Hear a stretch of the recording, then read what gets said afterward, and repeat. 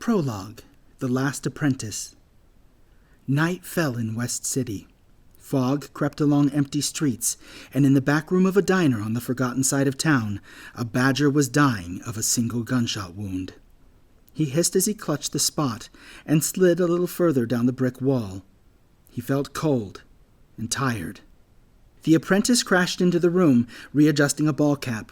Avak Terrell was only a kid, an otter boy with a broad muzzle and forests of whiskers that made him look much older than 14.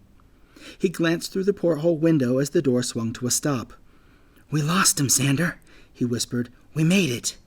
Clapping his paws together, he began searching the room for a telephone.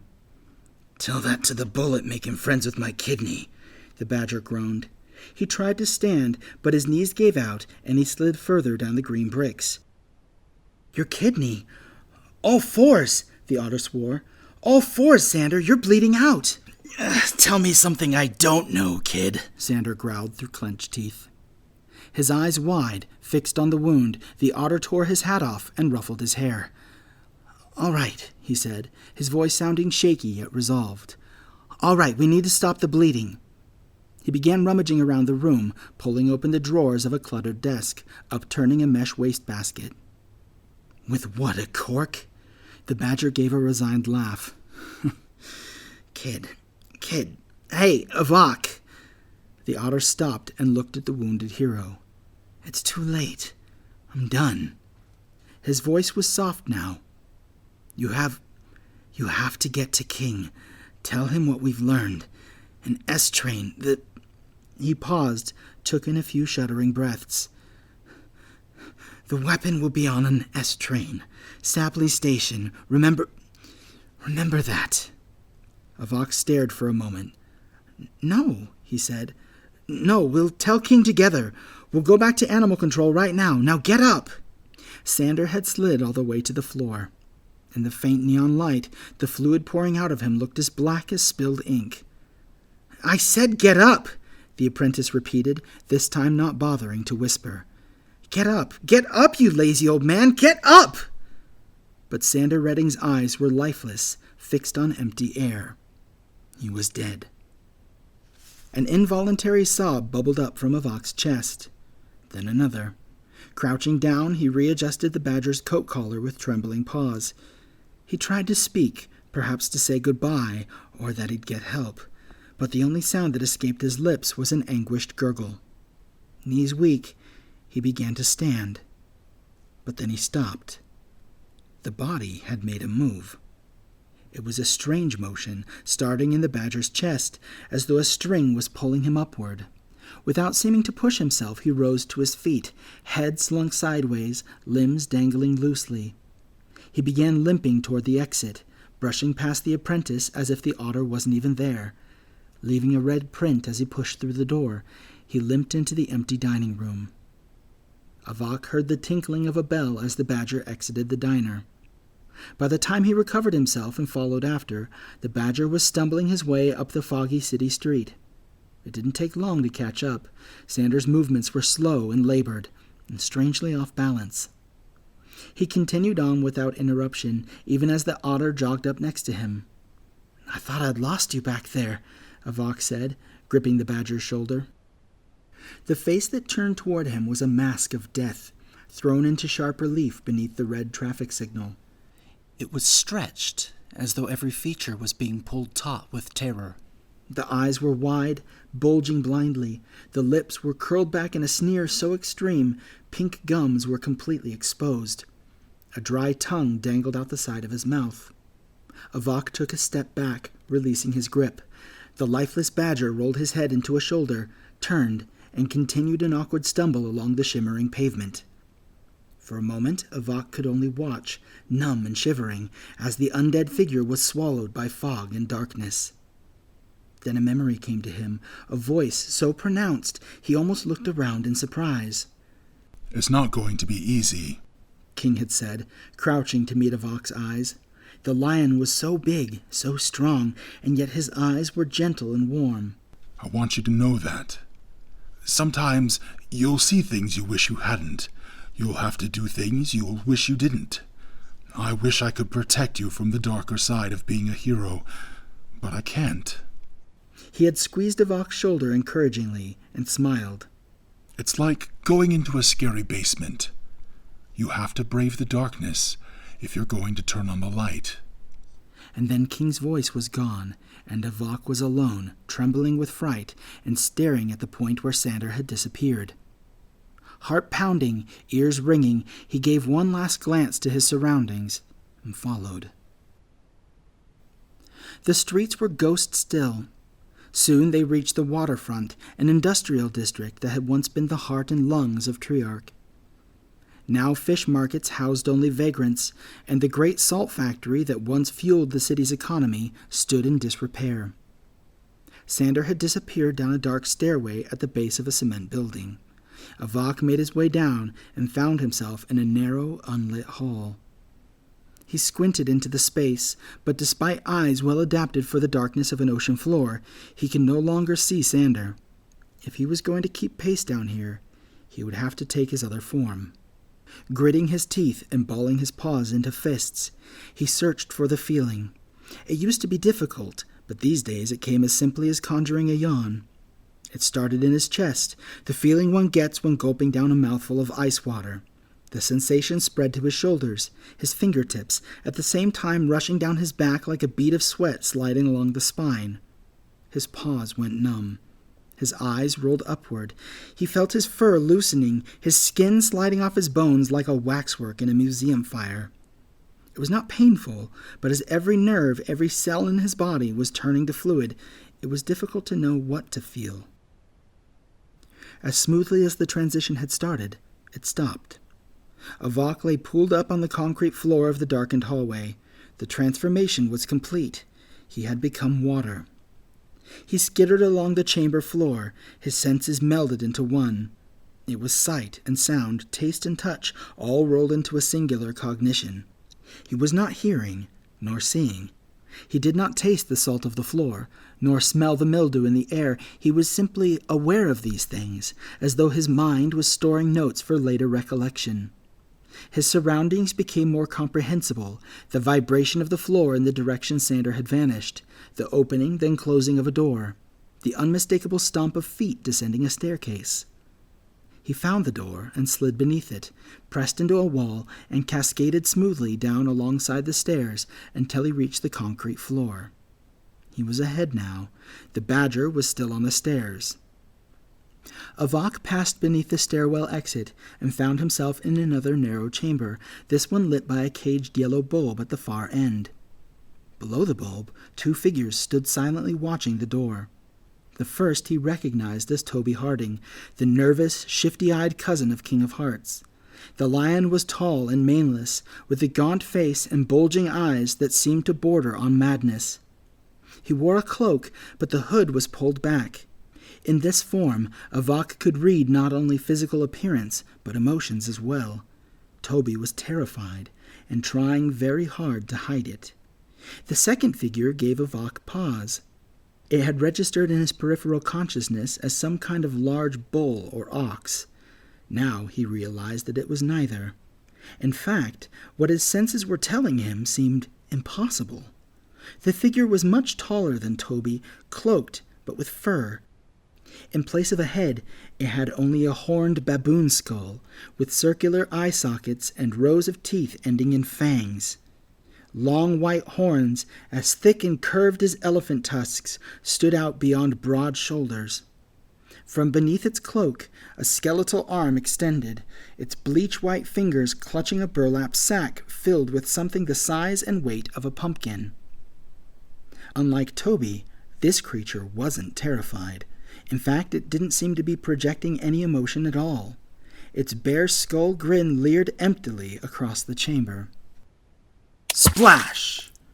All perception spiraled in 1,000 directions, a disorienting kaleidoscope of touch and taste, sight and sound, as though he was seeing the world through the broken shards of a mirror. Avok hated getting stepped in. By the time he'd pulled himself together, Sander was more than halfway down the hall, limping in that weird, off-balance manner. It registered to Avak like a marionette bounding along on strings. The thought was both bizarre and unsettling, and there was something else. Where Toby's fear was so pronounced, nearly palpable in its intensity, Sander's emotions were registering as nothing. There was nothing there. No fear, no anger, no gladness, sadness, discomfort, disdain, nothing. It was as though he wasn't feeling a single, solitary emotion. Then Avak felt a focus upon himself. It was so brief he couldn't be sure, but for a moment he could swear the horned creature had looked right at him. "You invited Sander Redding?" the lean lion asked. "He's a member of King 6. You don't think he'll talk?" The horned figure said nothing. He turned his back on Toby and walked down a chamber to the right. The lion followed. The emotionless badger took up the rear without having slowed at all. Avak slid up the wall like an inverse waterfall, then dribbled into a large reddened cavity in the lowest of the overhead pipes. His cognition gave a shudder. Rust registered in his awareness like tinfoil on metal fillings. But the pipe allowed him to move without being seen, and he caught up in no time. Their pace was slow, and Toby was speaking again. "We're not going to hurt him, are we?" There was a shrill laugh. Strangely, it seemed not to come from the skull-headed figure, but from the sack he carried. And then it spoke. "I can assure you I will not harm Sander Redding in any way." "And King," Toby continued, "you won't use my information to hurt him either?" Another laugh barked from the sack. "How did you think this would end?" Toby made no response to this. His nature seemed diminished, like a child being scolded by an unfamiliar adult. As the three came to a stop outside of a large vault-like door, Toby spoke again, this time directing his question toward Sander. "How do you fit into all this?" The badger, who had come to a sudden and wobbly halt alongside the lion, did not respond, as Avak knew he wouldn't. There may have been a physical presence there, but Sander Redding was as empty as these rusted pipes, nothing but a shell. However it was that he had stumbled his way across the city, the badger's life had ended in that diner. The horned figure stopped and turned, directing his attention at Sander. He seemed to withdraw something, not a physical object, but an intention, a sense of control. Instantly, the body of Sander Redding fell to the floor. "Sander Redding is dead," said the voice from the sack. "just as King of Hearts will soon be dead. Come, we will discuss the plan." The door gave a shrill yawn as it was pulled open. Toby seemed to garner his courage. "You kill Sander Redding right after swearing not to hurt him, and then you expect me to trust you?" The skull turned toward the cat, and the voice from the sack spoke. "You are still needed. I assume you would prefer to stay that way." Toby watched as the figure passed through the circular doorway. He hung his head and followed. Avak remained motionless, his consciousness fixed on the ragdoll body of his friend. He considered escaping. He should go and get help, alert King to the danger, tell someone about Sander. But the words from the sack came back to him, just as King of Hearts will soon be dead. Hadn't he better follow, listen in on this plan, and report it back to King?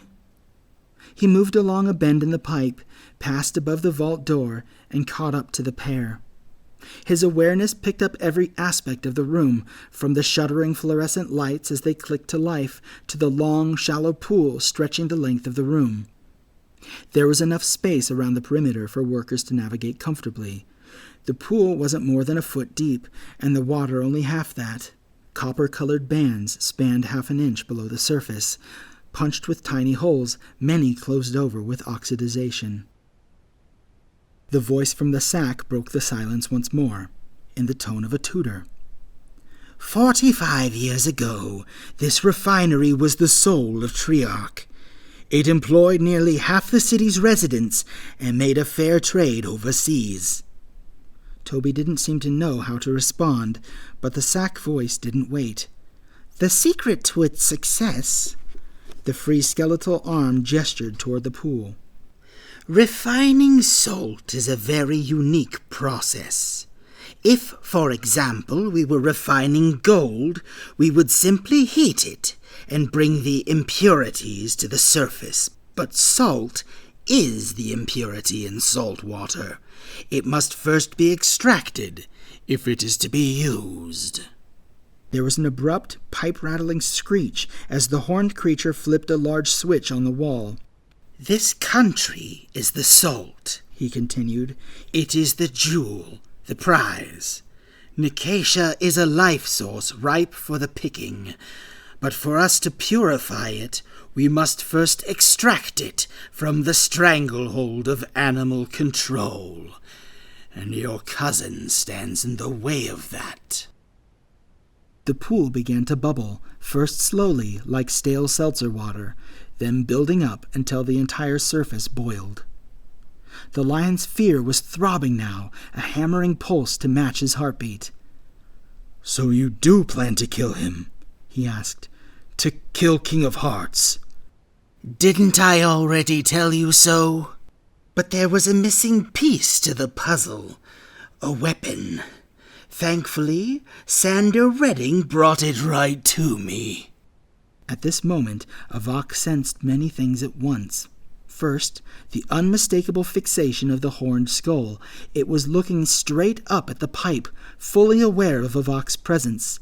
Secondly, the paralyzing numbness of fear, a sense he had never before felt in his fluid form. Third, he had begun to bubble. He pushed himself to slide back through the pipe. He must escape. He must warn King. But he couldn't move, whether due to his fear or the heat rising from the pool beneath. Avak was trapped. His other form, he must turn solid again. He would outrun these two, escape to the streets. Avak knew West City like the back of his paw. He could slip into the shadows, contact backup. Miraculously, some of his fluid had dribbled through a rust hole. This small movement broke the paralysis.